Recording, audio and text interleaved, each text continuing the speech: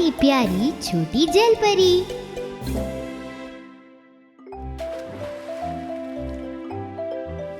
एक जमाने का जिक्र है, बहुत गहरे समुंदर में एक बहुत बड़ी दुनिया थी जिसके बारे में किसी को नहीं पता था। वहाँ डॉल्फिन्स गाने गाती, जेलीफिश डांस करती, छोटी छोटी मछलियाँ तैरने लगती और पानी की बहुत गहराई में एक बहुत ही खूबसूरत महल था।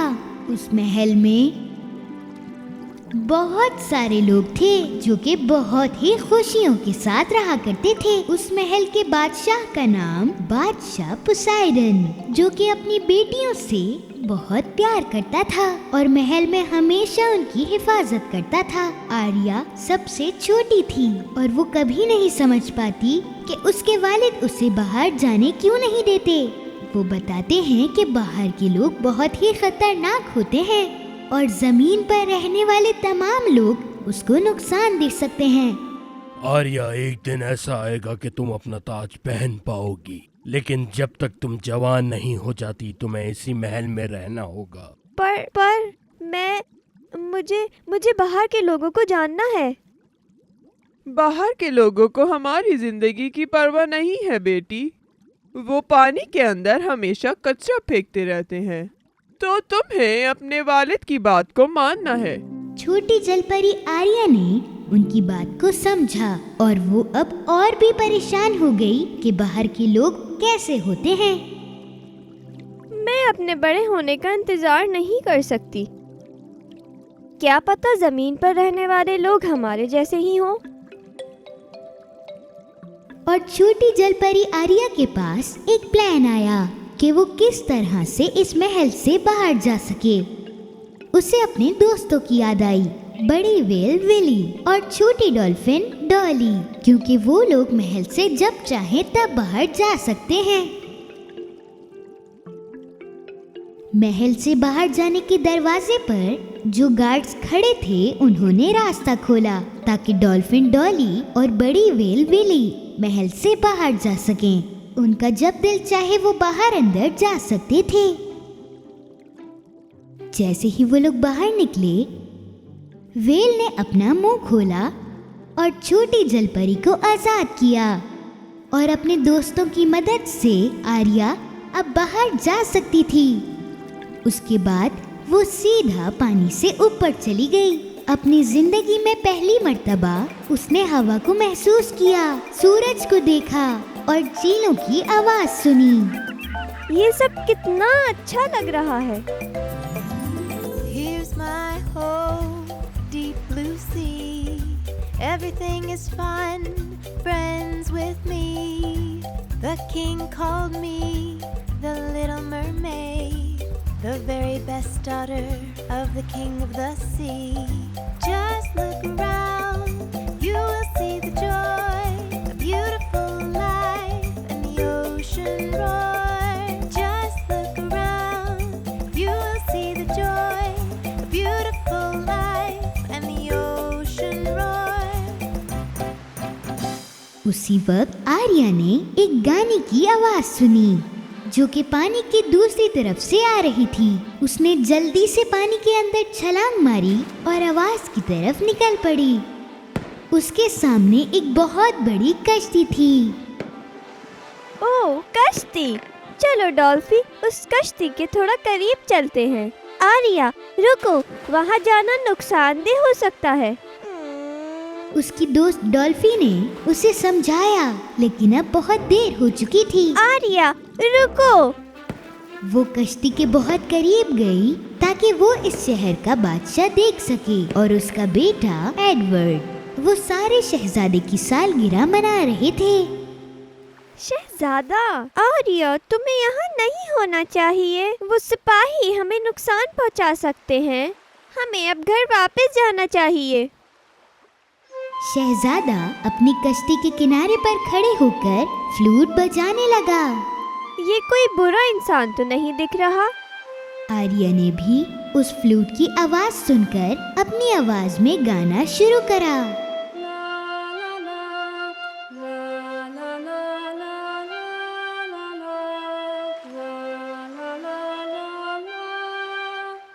ला ला ला ला ला। शहजादे को उसकी आवाज आई तो उसने इधर उधर देखना शुरू किया। ये खूबसूरत आवाज किसकी है? चलो चले आर्या, वो तुम्हें देख लेंगे। यहाँ से बहुत दूर बादशाह पोसाइडन की बहन चुड़ैल वेगा बादशाह पोसाइडन के महल में रहना पसंद करती थी, लेकिन फिर उसे निकाल दिया गया था उसके बुरे कामों की वजह से। आखिर वो दिन आ ही गया कि बादशाह पोसाइडन की बेटी और एक इंसान। मैं हुक्म देती हूँ कि तूफान हवाएं सब शहजादे की कश्ती को पलट के रख दे।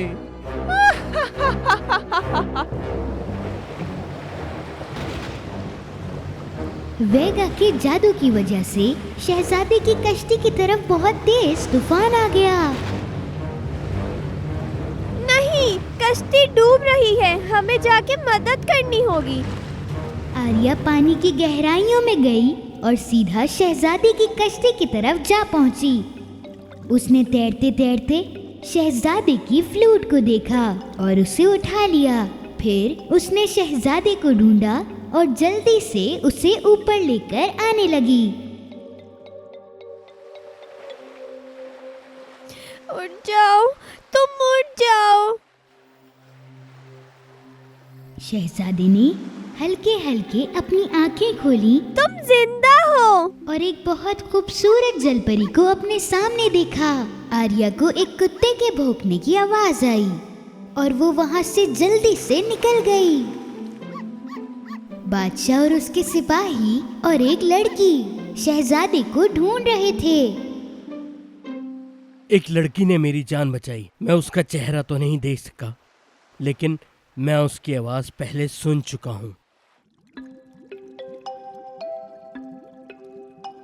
दूसरी तरफ पानी के अंदर आर्या अपने महल में वापस आ चुकी थी और उसके पास अभी भी शहजादे की फ्लूट मौजूद थी और वो उसी की यादों में घूम थी। उसके वालिद अंदर आए और उन्होंने उसके हाथ में एक फ्लूट देखी और वो समझ गए कि आर्या महल से बाहर गई थी। मैंने तुम्हें मना किया था आर्या, लेकिन तुमने मेरी बात नहीं मानी और तुम जमीन पे गईं। तुम्हें इंतजार करना चाहिए था। लेकिन शहजादा डूब जाता। क्या? शहजादा? तुमने महल की खिलाफ वर्जी की है। तुम्हें ऐसा नहीं करना चाहिए था जब तक मैं तुम्हें ना कहता। मैंने तुम्हें कहा था कि तुम यहाँ से बाहर मत जाना। बादशाह वहाँ से चला गया। वो बहुत उदास था और बहुत परेशान भी अपनी बेटी के लिए। लेकिन आर्या अभी भी बाहर जाकर शहजादे को देखना चाहती थी और फिर उसने एक बहुत बड़ी गलती करी और अपने वालिद का महल दोबारा छोड़ दिया और सीधा चुड़ैल वेगा के पास चली गई, जो कि महल के कोने में था। वेगा का नौकर, जिसके 2 सर थे, वो महल की निगरानी कर रहे थे और उन्होंने देखा कि छोटी जलपरी आ रही है। वेगा, बादशाह की बेटी आ रही है। अब बदला लेने का वक्त आ गया है। मुझे पता था ये होगा। वो पागल है, शहजादे के पीछे, उसे अंदर आने दो। आर्या थोड़ी घबराई हुई थी, लेकिन उसे शहजादे को किसी भी हालत में देखना था, तो वो अंदर गई और मदद मांगी। वेगा ने उसकी बात मान ली, लेकिन उसे बदले में कुछ चाहिए था। मैं एक ऐसा जादू बनाऊंगी जो तुम्हें इंसान में बदल देगा। तुम जमीन पे चल सकोगी और शहजादे के साथ डांस कर पाओगी, पर बदले में तुम्हें मुझे अपनी खूबसूरत आवाज देनी होगी। मेरी आवाज? लेकिन पर मेरी आवाज? जलपरी आर्या ने उसकी बात मान ली, क्योंकि वो शहजादे से बहुत प्यार करने लगी थी।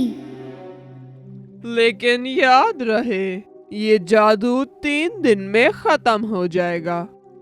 तब तक तुम्हें शहजादे को अपने प्यार में मुब्तला करना है। तुम वापस से जलपरी बन जाओगी और शहजादे और अपने वालिद से कभी नहीं मिल पाओगी। आर्या नादान थी और उसने वो जादू पी लिया। फिर वो समुंदर से ऊपर तैरकर जाने लगी और जैसे ही वो जमीन से करीब होती गई, उसकी टेल गायब होने लगी और उसके पास इंसानों जैसे पैर आ गए। उसकी दोस्त डॉल्फी ने उसे देखा और वो उसकी मदद करने आर्या, के लिए आ इससे पहले पहुंची। तुम्हारे पास पैर नहीं थे, तुम्हें ध्यान से रहना होगा। छोटी प्यारी जलपरी ने डॉल्फी की मदद ली ऊपर आने तक। शहजादा एडवर्ड वहाँ खड़े होके उसे देख रहा था जिसने उसकी जान बचाई थी।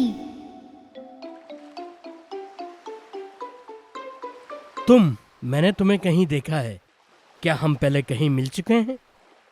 आर्या के पास आवाज नहीं थी तो उसने अपना सर हिलाया और शहजादे को उसकी फ्लूट वापस करी। हाँ, हम पहले मिल चुके हैं।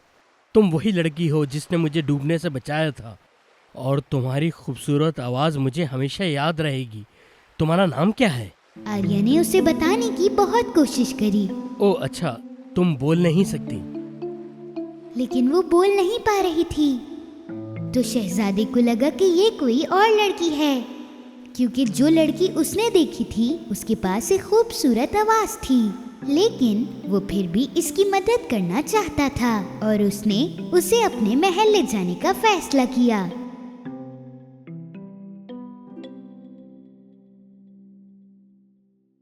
और दूसरी तरफ महल में शहजादे के वालिद बादशाह अपने बेटे की शादी की तैयारियां कर रहे थे।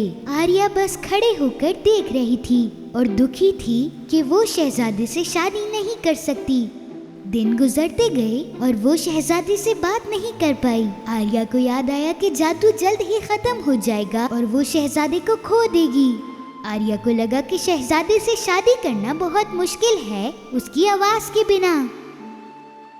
जब तीसरा दिन आ पहुंचा, आर्या बहुत दुखी थी। लेकिन तभी कुछ नाकाबिले यकीन सा हुआ। उसकी जलपरी बहनें पानी से बाहर आ गईं और फिर उसकी दादी। मेरी प्यारी बेटी, मैं तुम्हें बचाने आई हूँ और उस चुड़ैल का जादू तोड़ने। और फिर पानी के अंदर से एक बहुत बड़ी लहर बाहर आई और उसके अंदर से आर्या के वालिद निकले। आर्या, मेरी प्यारी बेटी, तुम उन मुश्किलों से गुजर चुकी हो जिनसे मैं तुम्हें बचाना चाहता था। मैं तुम्हारी आवाज लौटाने आया हूँ। मैं ये जादू खत्म कर दूंगा और तुम हमें हमेशा के लिए याद रखना।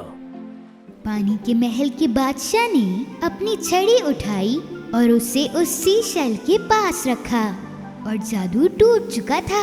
आर्या की आवाज वापस आ गई। मेरी आवाज, आप सबका बहुत बहुत शुक्रिया। मुझे आपसे बहुत प्यार है। नहीं। वेलविली जल्दी से शहजादे की कश्ती के पास जा पहुंची। शहजादा और एक दूसरे शहर की शहजादी बस शादी करने ही वाले थे, लेकिन अचानक शहजादे ने कुछ सुना और वो रुक गया।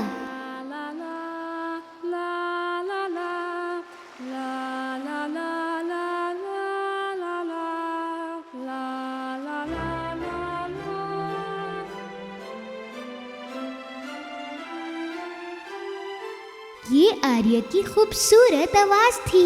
आर्या को वेल पर देखकर शहजादे ने अपनी कश्ती से छलांग मारी।